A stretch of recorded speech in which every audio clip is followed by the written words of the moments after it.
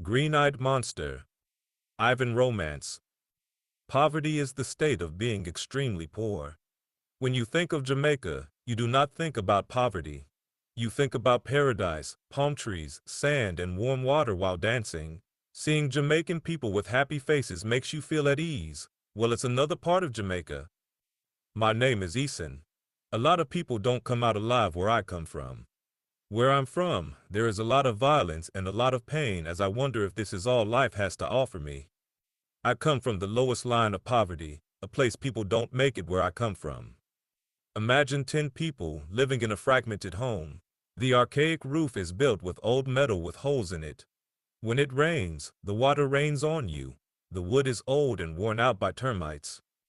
Rats and roaches were like pets to us because we see them every day when we wake up and hear them when it's time to go to bed.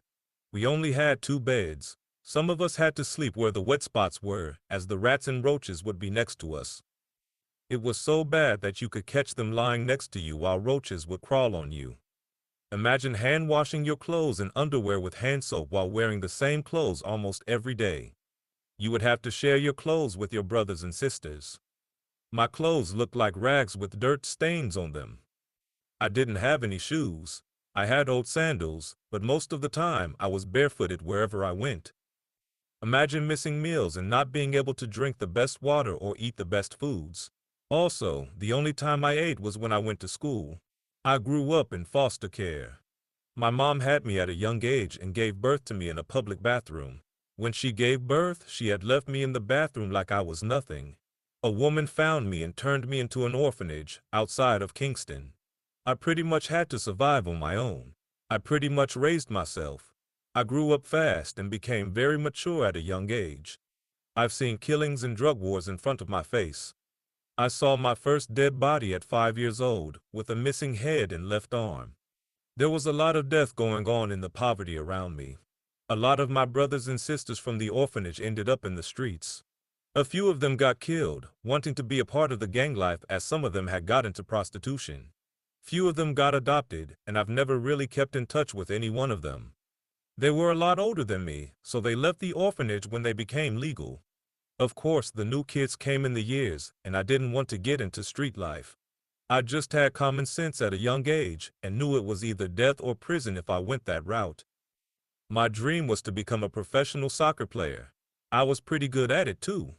I would play soccer, barefooted on the grass and mud. We would pretend that 2 garbage cans on each side were goalies. One of my teachers from middle school saw me play and told me his brother, who was a coach at the Holy King High School, can use someone like me. I knew it was a private school. Of course, it cost money to get in, but he told me not to worry. With my skills, I wouldn't have to pay, plus my grades were good enough to get in. The coach came to watch me play and told me he wanted me to play at the school as I wouldn't have to pay. In exchange for paying money, he wanted me to pay by hard work and keeping my grades up. I told him, "I can do that, sir." My coach's name was Leroy. He kept asking me to meet my parents, but I had too much pride to tell him how I was living. He followed me home one day and saw my living situation and wanted to help me with that as well. He talked to my mom, as she wouldn't care anyway. In that place, it was every man for himself anyway. I ended up living with the coach and his wife. They fed and clothed me like I was their child. His wife, Mrs. Leroy, worked at the room service at the Kingston Hotel. She was the best mother I've ever had. She showed me how to cook for myself and clean. Coach knew how to grow food. He owns an acre of land, as he would grow fruits and vegetables to sell around the Kingston area in a market called Jim's Fresh. This market would buy wholesales from him, and the coach showed me how to grow everything. He even paid me to do it so I can experience my first real job. It was also a workout, digging holes and carrying crates of corn and watermelon. I even had to pull and carry hay for the horses. We used the soil with the rack equipment. A bale of hay will weigh up to 500 pounds or more. I would have to break it down and carry it. Coach also had iron weights he kept in the horse's barn. He told me to use them so I can become strong enough to lift and pull the bales of hay. Coach became big and strong after years of doing this, so he never used them, but I did. He had a bench press with a curl rack and dumbbells. I work out every day after I finish working. I would do 100 push-ups before I go to bed and 100 push-ups when I woke up.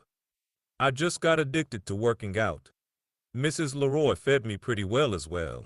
I would eat chicken, beef, eggs, vegetables, rice, and fruits. I was never hungry, but always full. Coach Leroy and Mrs. Leroy weren't rich, but they gave what they could provide for me. I felt that I had eaten them out of the house by my last year of high school. I grew to be 6 feet 4 inches tall, weighing 220 pounds. I was built like an NFL football player, people would tell me. I also grew long dreadlocks that fall to my upper back. I had smooth dark skin as if my skin and the sun were best friends that hung out every day because working outside every day in Jamaica heat would do that. I was also getting attention from girls. They would tell me that they loved my green eyes and that I was very handsome and big. It made me feel good. I felt wanted, but I remember when I came into high school, I was only 5 feet 6 inches, weighing only 120 pounds. I was getting healthy and stronger over the years that I gained 100 pounds. I never knew I would grow this tall and big. The coach was about 5 feet 10 inches tall. He told me that it was genetics. Maybe my dad was tall. My coach would also warn me about being so big, muscle-wise, it would slow me down, but I was faster, like track star fast.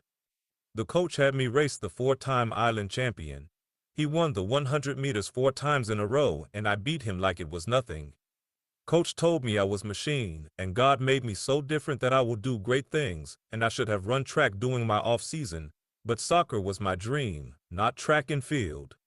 I also wanted to party and party all over the island now that I was making money. I was able to buy clothes that fit me, thanks to the coach for letting me work with him over the years. I was wearing nice clothing and athletic brands like Nike and Beast Team clothing. I also bought new shoes. My favorite Nikes were these green, yellow, and white because of the Jamaican colors. I also bought new socks, underwear, etc. I looked and felt good. I wasn't rich, but it felt good to have my clothes now without having to share anything. It felt good when my friends and I would walk all over Kingston to talk to women and go to parties. I would look nice. I also bought myself a cell phone. I got the iPhone 8. I could afford everything because I bought everything off the street from someone, for $100. I'm sure it was stolen, but I wasn't trying to find out and everything was clean. My phone service came from a Jamaican phone company.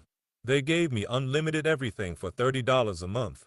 That wasn't a bad price at all, so I thought I was pretty fly in high school. Things were coming along a lot better for me. The new school that I went to, Holy King Catholic School, was different. I had to learn the Catholic religion and wear uniforms. The outfit was green polo shirts and tan shorts. The school was very easy for me, so keeping my grades up was easy. I was very intelligent during my high school years. I got nothing but straight A's, that I was the only one in school history to do so. I also took my high school to the Island Championships 4 years in a row. We won the 3 out of 4 times we went.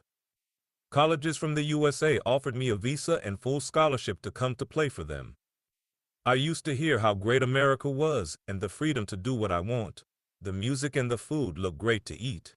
I felt like if I moved to the USA, I can show my talents and make a lot of money for a better life.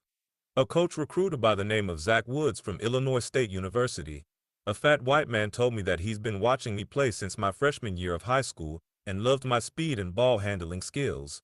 He also loved my scoring ability along with my size. I looked like a grown man.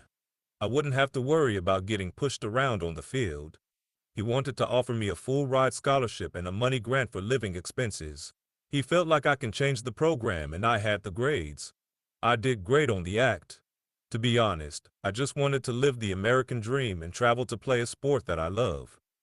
It was 2 other schools that made offers, but I like how Mr. Woods has been watching me for years. He said I will be playing as soon as I step on the field. The other colleges told me that I had to wait a season and I wanted to play soon, so I took the offer and signed to play at the Illinois State University. Mr. Woods saw the conditions of how I was living at Coach Leroy's house. The coach wasn't a rich man at all, but it was better how I was living before. Mr. Woods offered that I can move to the college campus early to train and work a job to make money. He said he will have my passport and airplane ticket ready for me. Once he made that offer, I said yes. Plus, I was 18 years old at the time. After I graduated, I wanted to leave. My passport and ticket were handed to me right after I walked the stage. It felt like the best day of my life, to be moving to the USA. Even my teammates were happy for me. I took pictures and left. I got in the car with the coach and his wife. We drove to the airport and I got my bags packed. We left out the car. It wasn't the best looking car. It was a white 2001 Ford Escort, but it got us to places. I called Mr. Woods to let him know that I was on my way. My apartment was ready to be moved in. I thought to myself, an apartment? I wonder what it looked like. I couldn't wait to see it, but I knew I was going to pay Coach and Mrs. Leroy back and buy them a house and a new car. But we got out of the car and walked into the airport. I grabbed my bags and we walked into the airport. It was my first time being inside the airport. It was very nice and clean. I saw white people and other black people that weren't from the island. They looked rich and dressed in very nice clothes. When they walked past me, I heard people speak English, Spanish, and other languages. I felt little and poor compared to them, to be honest.